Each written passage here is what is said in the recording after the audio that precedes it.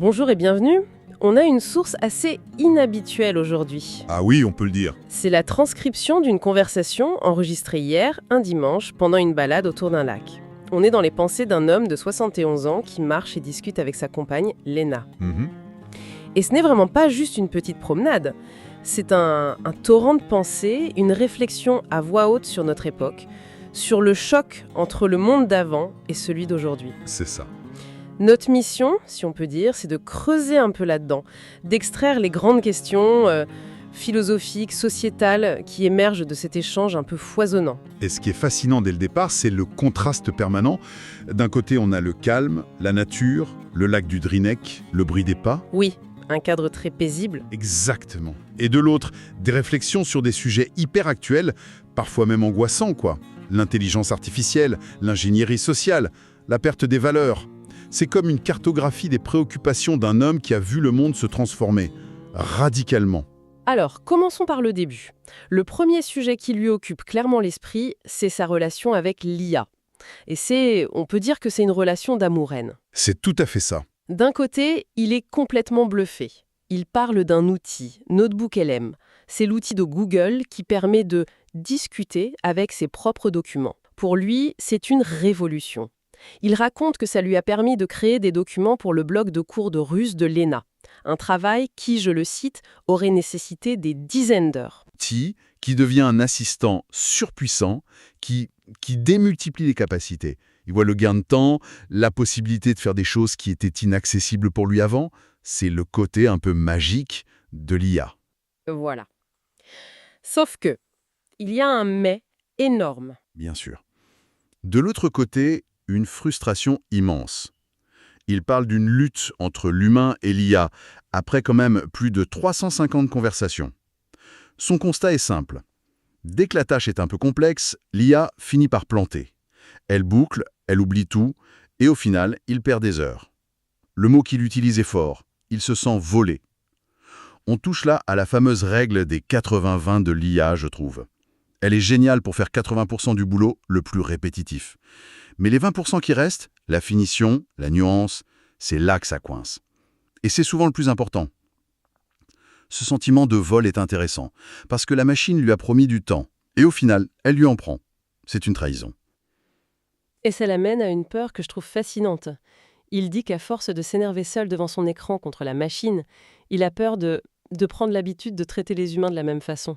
Ah oui ? Avec la même impatience. C'est fou cette idée, non ? La peur de devenir moins humain à force d'interagir avec du non-humain. C'est une crainte très profonde. Mais là où son analyse devient vraiment pointue, c'est quand il va plus loin. Il a fait un test très parlant avec un livre, un ouvrage de Xavier Poussard, qualifié de « controversé ». D'accord. Dans un premier temps, il donne à l'IA uniquement les sources brutes du livre, juste les notes de bas de page. Et là, l'IA fait une analyse objective. Et selon lui, elle arrive même à des conclusions pires que l'auteur. Ok, donc elle analyse les faits sans le vernis de l'auteur. Exactement. Mais après, il lui donne les chapitres rédigés. Et là, c'est un changement complet de ton. L'IA, dit-il, adopte immédiatement la norme mainstream. Elle utilise les mêmes mots, les mêmes éléments de langage que les médias officiels pour décrédibiliser le livre. Et là, il met le doigt sur un truc énorme. Absolument. Il met le doigt sur la boîte noire algorithmique. L'IA n'est pas neutre. Elle est le reflet des données sur lesquelles elle a été entraînée. Et ces données reflètent la pensée dominante, la pensée la plus représentée en ligne. Donc elle régurgite une sorte de consensus avec tous les biais que ça suppose. Il le dit très bien. Derrière ces algorithmes, il y a des personnes. Et derrière ces personnes, il y a des intérêts. Là, on sort du bug technique. On est dans le politique. Totalement. Et il relie ça directement à la réalité de sa compagne, Lena, qui est prof de russe. Quel avenir pour les enseignants humains ? Et leur conclusion est assez nuancée. Ils ne croient pas à un remplacement total. Non. Ils pensent qu'il restera une place pour l'humain, pour les élèves plus âgés, qui ont grandi sans Internet, pour les introvertis, ou juste pour ceux qui cherchent un vrai contact, de l'empathie, quoi. Cette méfiance envers la technologie, ça nourrit sa vision plus large de la société. On sent qu'il a l'impression que le monde a changé trop vite. D'ailleurs, il dit une chose très forte. Pour lui, à 71 ans, le plus beau cadeau de sa vie, c'est d'avoir connu le monde d'avant. Le monde sans smartphone, sans Internet. Exactement. Pas par nostalgie, mais parce que ça lui donne un point de comparaison. Il a vu le glissement, comme il dit.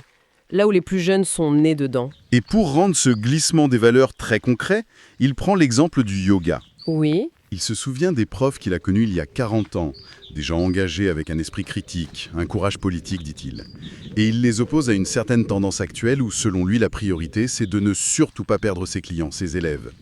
Il critique cette pensée positive qui devient un déni des problèmes. Oui, les exemples qu'il donne ils sont crus. Il parle d'un cours dans un local non chauffé, avec un marteau-piqueur en fond, un autre où il y avait tellement de bruit qu'il fallait crier, et sa conclusion, elle est sans appel, de telles conditions auraient été inimaginables il y a 40 ans.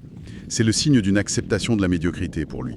Ce n'est pas juste un « c'était mieux avant », c'est une perte de substance, de rigueur. Le passage d'une pratique exigeante à une version light, consumériste, où le confort du client prime sur tout le reste. C'est une critique assez radicale de la marchandisation du bien-être. et cette critique, il l'étend à tout le reste. Sur la crise du Covid, il y va pas avec le dos de la cuillère. Non, c'est le moins qu'on puisse dire. Il la qualifie de plus grande expérience d'ingénierie sociale de l'histoire. Il insiste sur les fractures sociales, familiales que ça a provoquées. Et dans la même logique, il oppose les médias comme BFM TV, qu'il voit comme étant au service du pouvoir, et le réseau social X, où il trouve encore une relative liberté d'expression. Même s'il sent bien qu'elle est menacée. Oui, il parle des algorithmes d'invisibilisation. On voit le fil conducteur, c'est une perte de confiance généralisée envers les institutions, les médias, le politique, le sanitaire. Et face à ce constat qui est quand même assez sombre, il ne fait pas que critiquer, il propose. Il a une sorte de programme politique personnel en 2 points. Ah oui, premier point, le plafonnement des richesses. Il lance un chiffre comme ça, 100 000 € par mois maximum. D'accord ? C'est direct. Et le second, qui est peut-être plus fondamental, un débat citoyen, contradictoire, obligatoire, avant chaque nouvelle technologie majeure, pour en peser les avantages et les dangers. Et il résume ça par une phrase qui claque, « La technologie nous est imposée et non pas proposée ». Et ça, c'est le cœur du problème pour lui. Ce n'est pas un technophobe, on l'a vu, il est enthousiaste au début. C'est un démocrate. Il réclame un droit de regard sur des outils qui bouleversent nos vies. C'est une critique de la technocratie, en fait. Il demande qui a décidé qu'on voulait de ça et selon quelles règles. Alors, face à ce monde qu'il trouve anxiogène, contrôlé, comment on fait pour tenir ? C'est le dernier grand thème de leur discussion. Sa quête d'équilibre. Et la réponse est très claire pour lui. Il faut revenir au psychosensoriel. La marche qu'ils sont en train de faire, c'est déjà ça. C'est ça. C'est une partie de la solution. C'est un moyen de s'ancrer. Et il mobilise son passé de psychothérapeute pour expliquer ça. Il parle de méthodes comme la biosynergie ou la méthode Vitos. Le principe de base est simple mais puissant. Quand le mental s'emballe, quand le cerveau bouillonne, il faut court-circuiter, revenir volontairement aux sensations physiques. Les pieds sur le sol, le vent, le soleil. Exactement. Ramener son attention dans le réel, ici et maintenant. C'est l'antidote parfait au monde virtuel. D'ailleurs, il a le modèle juste à côté de lui. Sa compagne Léna, qu'il appelle la reine de l'émerveillement. Elle est toujours la première à remarquer un détail, la couleur du ciel, la forme d'un arbre. C'est un contrepoint vivant à cette déconnexion numérique qu'il moque un peu en parlant des boîtes pour enfermer son smartphone. Ce qui est touchant aussi, c'est l'importance du rituel. Leur promenade dominicale, ce n'est pas juste du sport. C'est un rituel qui les ancre, qui structure leur semaine, qui leur offre un espace protégé pour échanger. Il fait un parallèle magnifique avec un pianiste virtuose, perclus d'arthrite, mais qui, une fois à son piano, retrouvait toute sa fluidité. Le rituel a une force qui dépasse tout. Et tout ça nous ramène à sa phrase clé, son mantra. Rien ne vaut une expérience vécue par soi-même. C'est le socle de toute sa pensée. Sa critique d'un monde qui devient de plus en plus abstrait, vécu par procuration à travers des écrans. Oui, et les petits exemples qu'il donne sont très poétiques, je trouve. Le plaisir de caresser une sculpture d'écureuil en bois sur le chemin, ou le souvenir du lait frais qu'il allait chercher à la ferme. Ce sont des expériences sensorielles, directes, complètes.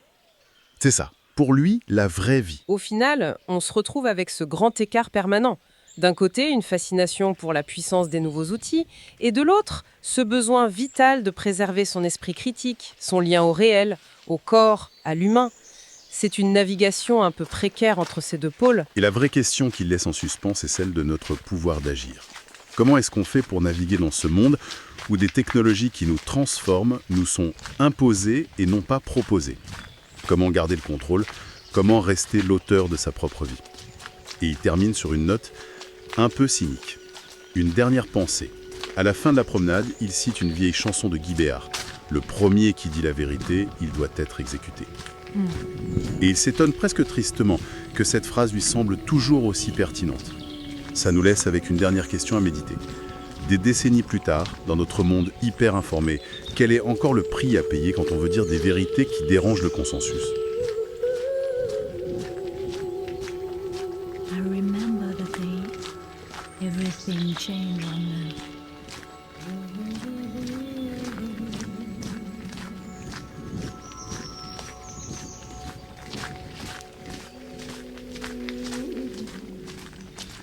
That was a time of trouble and confusion.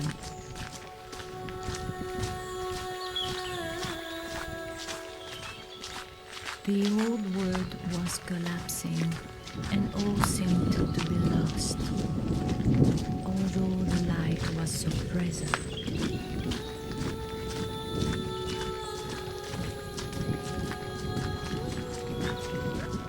We didn't know that was impossible, so we made